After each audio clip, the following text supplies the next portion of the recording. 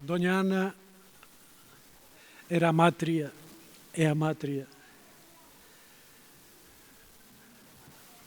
Ana, Mónica, Susi, Olimpio, son a fratria, son os fillos e as fillas. Manuel, outro fillo. Roy, Artur, Xavier, netos. E desde a casa de Pérez Biondi, atenta, con unha vista viva, chea de ilusión, sendo consciente do que está pasando aquí, ali está Pepiña. No nome de todos e todas, desta patria familiar na que don Olimpio preside sempre, no nome de todas e todos, ten a palabra a súa filla Maca.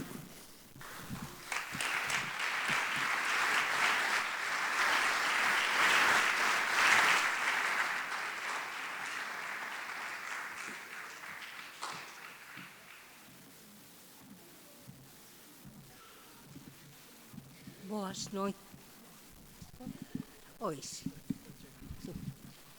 Boas noites, queridos nenos e nenas, familiares e amigos.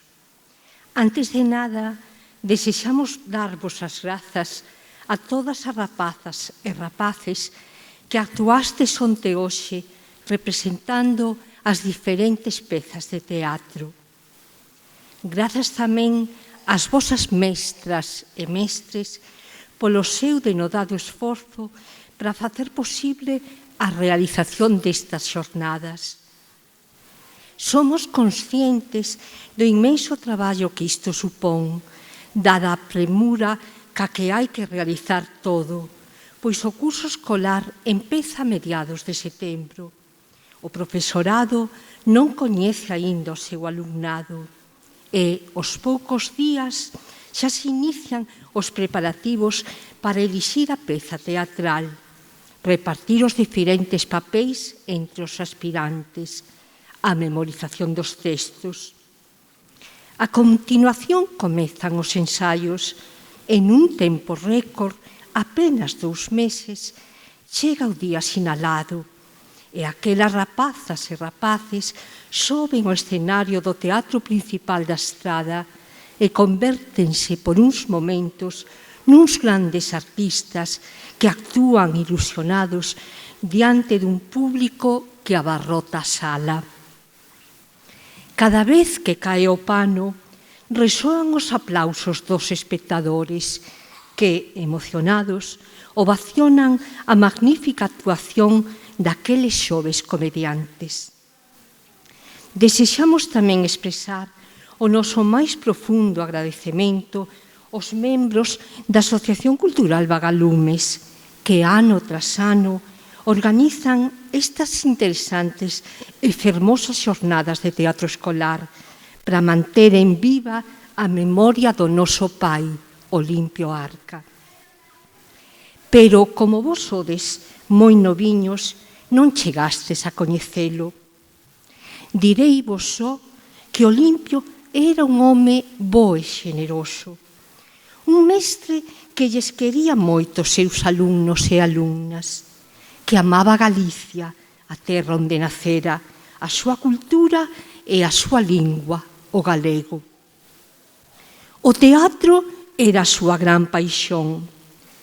Como naquela época, nos anos 60 e 70, case non había obras de teatro en galego para escolares, Olimpio decidiu compoñer varias pezas teatrais, 11 en total, no noso idioma, para que o seu alumnado puidese representar obras na lingua que falaban.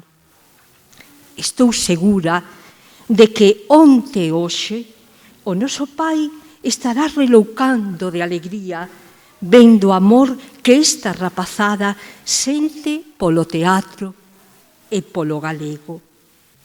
Non abandonedes nunca a paixón polo teatro e, sobre todo, non deixedes nunca de falar galego, a nosa lingua, a lingua dos vosos pais, dos vosos avós, dos nosos devanceiros. Sabedes que actualmente o galego está en perigo de desaparecer. Para que isto non ocorra, debedes utilizalo na vosa vida diaria, non só nas clases de galego. Serei inmortal se ti me falas. Vela aí o segredo. Se falamos galego, a nosa lingua alcanzará as 1000 primaveras máis que arelaba Álvaro Cunqueiro. Moitas grazas a todos.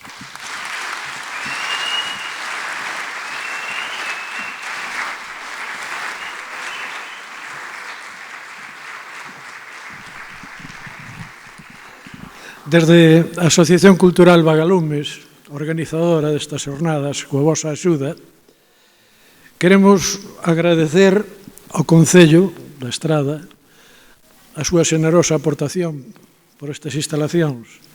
Pero no medio de todos hai un corazonciño latexante, pendente de todo, vixiante, atento a calquera cousa, sempre disposto a botar unha man.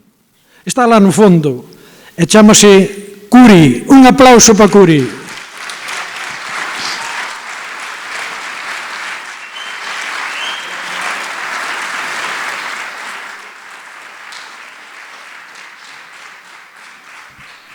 Nenas e nenos, mozas e mozos, moitas grazas polo moito que nos destes nestes 2 días.